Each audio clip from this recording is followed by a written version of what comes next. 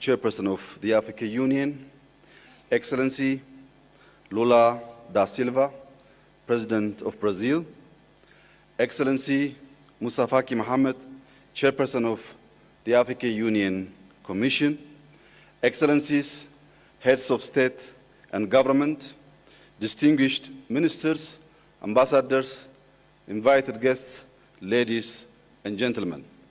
Welcome to Ethiopia. It is an honor to be with you today.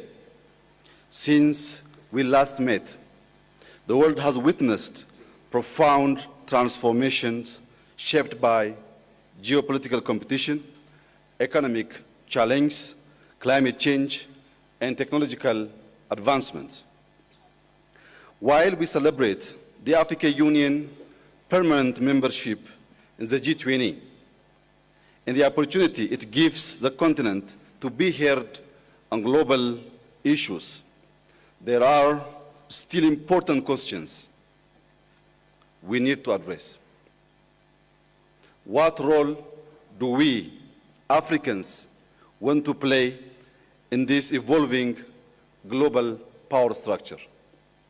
And how do we become key players in the distribution of economic power? In an attempt to answer these questions, allow me to take a step back in history. Africa is where modern humans arose.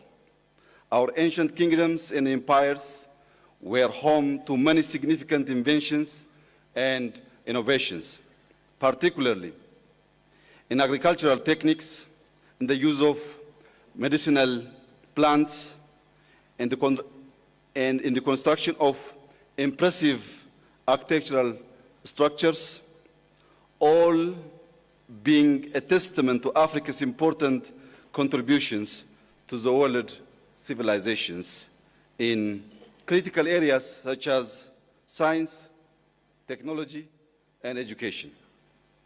However, our continental path towards greater achievements and progress was disrupted by colonialism. The strategic approach of the colonial powers was centered around dismantling the core essence of our nations, undermining our knowledge, our spiritual and cultural heritage, replacing our ancient education systems with Western-style education that was introduced as being superior.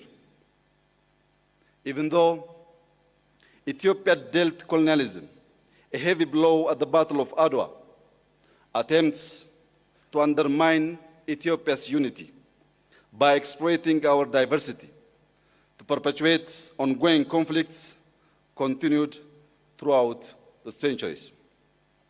Excellencies, ladies and gentlemen, uncovering these deep historic facts and bringing them to light is necessary to move forward for us as Africans for greater self-determination and dignity. Our land is rich. We are blessed with favorable weather, arable land, water, forests, natural resources, and a large youth population who embody the great potential of our continent. We should not be seeking for aid. In order to grow and ensure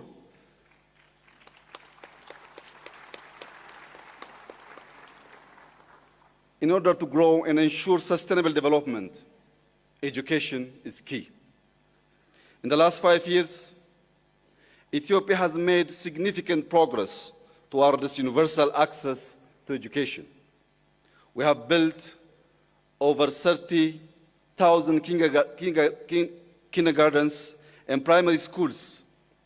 We are heavily investing in secondary schools and TVETs to ensure quality and skills development as well as meet labor market needs. Today, new technologies and innovative learning models can help our continent leapfrog into the future. Technology has taken learning beyond the classroom. Artificial intelligence is delivering personalized learning tailored to children's needs by breaking down cultural and language barriers. Such advancements will allow our youth to unleash their entrepreneurial spirit, problem-solving skills, and determination to overcome challenges on Africa's development path. But we all know that one of the major factors affecting education systems are investments and financial constraints. Our financing needs are growing due to climate change and the cost of living crisis. Among others, debt is a burden. Inequalities in the international financial architecture makes access to finance inadequate and expensive. The world needs to internalize the fact that the population projection of Africa in 2015 is 2.5 billion people, making us the most populous continent in the world. Africa's rise should be important to the entire world. We need to grow. We need to build infrastructure, assure food security, strengthen our health and education systems, and create jobs. All of this requires long-term financing. While I renew my call to all major financial agencies to consider the realities of today's world, and particularly for middle and low-income countries, allow me to draw your attention on some of the opportunities our continent has for the Africa we all want. First comes Africa's thriving digital economy. Majority on the continent have phones, and mobile data is rapidly growing. We are starting to produce large data sets that the AI system require to allow us to learn, make prediction, inform our policies, and act. Having a robust Pan-African data governance strategy aligned with the principles of Agenda 2063 will boost the continent's competitiveness, ensure productive cross-border data flow, and protect individual rights. In addition, increasing infrastructure connectivity between our countries by building roads, airports, ports, rail networks, pipelines, and communication networks will link communities, increase trade, and enable economic integration.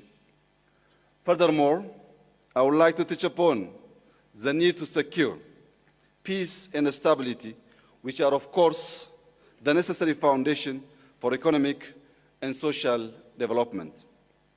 Ethiopia firmly believes that regional and continental integration is essential to diversify our economies, ensure peaceful coexistence amongst neighbors, and work together for our common growth.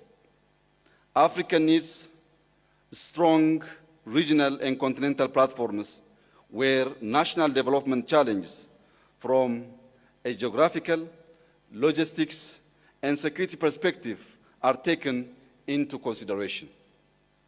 All of us here gathered today need to embrace the complexity of the world we live in and have critical debates to bring about creative but yet pragmatic solutions that will lead us to the transformation for Africa to prosper.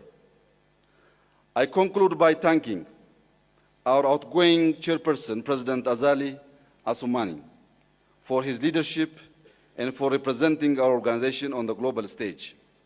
Allow me to also warmly congratulate our new chairperson, wishing him success during his tenure. I wish you all a fruitful summit, a fruitful stay in your second home, and God bless Ethiopia, God bless Africa. I thank you.